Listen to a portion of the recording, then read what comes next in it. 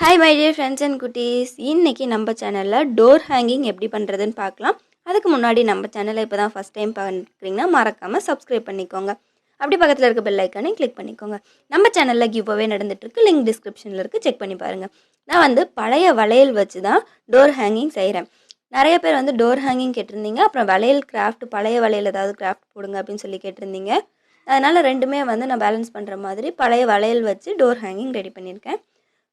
ஒருத்தர் வளையல் வச்சு த்ரெட்டு சுற்றாமல் வளையல் மட்டும் வச்சு கிராஃப்ட் கேட்டிருந்தீங்க. நான் ரெடி பண்ணிட்டுருக்கேன், கண்டிப்பாக அப்லோட் பண்ணுறேன்.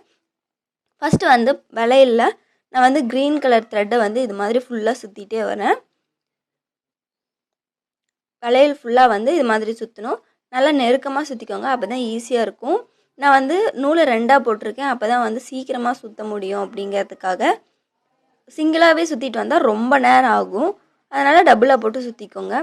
இப்போ வளையல் ஃபுல்லாக சுற்றி முடிச்சாச்சு. இது மாதிரி நான் 11 வளையல் எடுத்திருக்கேன். நீங்கள் உங்களோட வாசல் படி எவ்வளோ மெஷர்மெண்ட் எடுத்து எவ்வளோ லென்த் இருக்கோ அதுக்கு தகுந்த மாதிரி எவ்வளோ வளையல் தேவைப்படுதுன்னு எடுத்துக்கோங்க. இப்போது அதுக்கு ஃப்ளவர்ஸ் ரெடி பண்ணிக்கலாம். நான் பென்சிலில் இது மாதிரி நூல் சுற்றிட்டே வரேன். இந்த இதிலேருந்து அது அங்கே மேலே எண்டு வரைக்குமே நல்லா நெருக்கமாக இது மாதிரி சுற்றிட்டே வரணும்.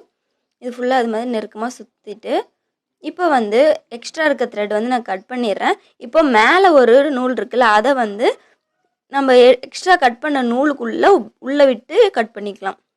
இப்போது ரெண்டும் ஒரே ஈக்குவலாக வச்சு ஃபுல்லாக இழுத்து விட்டிங்கன்னா நெருக்கமாக வந்ததுக்கப்புறம் பூ மாதிரி இருக்கும். அப்போ நல்லா டைட்டாக 2 நாட் போட்டுக்கலாம். நல்லா டைட்டாக 2 நாட் போடணும், அப்போ தான் ஃப்ளவர் பிரிஞ்சு வராது. இப்போ எக்ஸ்ட்ரா இருக்க த்ரெட்டை கட் பண்ணிக்கிறேன். இப்போ கையில் இது மாதிரி நல்லா பிரித்து விட்டுக்கோங்க, அப்போ தான் பூ மாதிரி தெரியும். இப்போ பார்த்தீங்கன்னா நம்ம ஃப்ளவர் ரெடி ஆகிடுச்சு. இதுக்கு மேலே நான் கோல்டு கலர் பீட் வைக்கிறேன். கொஞ்சம் பெரிய சைஸ் பீடாக வைக்கிறேன், அப்போ தான் பார்க்குறதுக்கு தெரியுங்கிறதுனால. இப்போ அதே பிங்க் கலர் த்ரெட்டில் இப்போ 4 விரலில் இது மாதிரி 20 ரவுண்ட்ஸ் சுற்றிக்கிறேன். நான் 20 ரவுண்ட்ஸ் சுற்றிருக்கேன். நீங்கள் அதுக்கு மேலே கூட சுற்றிக்கலாம், கீழே நம்ம தொங்க விடுற மாதிரி இருக்கும். அதனால நான் 20 ரவுண்ட்ஸ் சுற்றிருக்கேன்.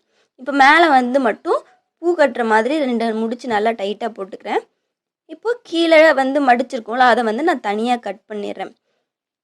இப்போ பார்த்தீங்கன்னா கீழே தொங்க வைக்கிறதும் ரெடி ஆகிடுச்சு. இப்போது ஊசியில் நூல் கோர்த்து வச்சுருக்கேன், அதை மேலே நான் கோர்த்து நல்லா டைட்டாக கட்டிட்டு 2 நாட் போட்டுக்கிறேன். அப்புறம் எக்ஸ்ட்ரா இருக்க த்ரெட்டை கட் பண்ணிவிட்டு இதில் பீட்ஸ் நம்ம கோர்த்துக்கலாம். நான் குட்டி குட்டி பீட்ஸாக எடுத்திருக்கேன். 3 பீட்ஸ் கோர்த்துக்கலாம்.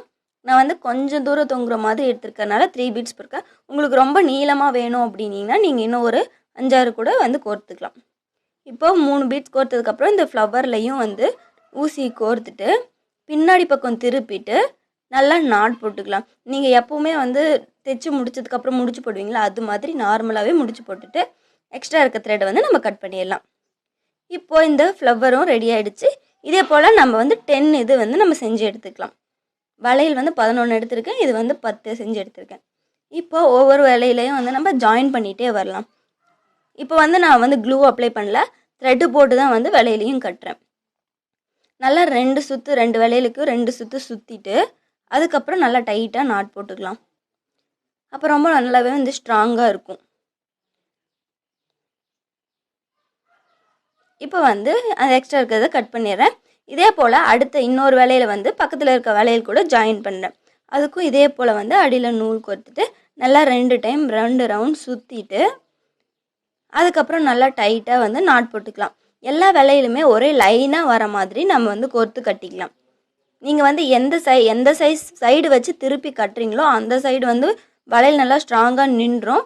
அதனால் நீங்கள் கரெக்டாக பார்த்து லைனாக அது மாதிரி கட்டிக்கோங்க.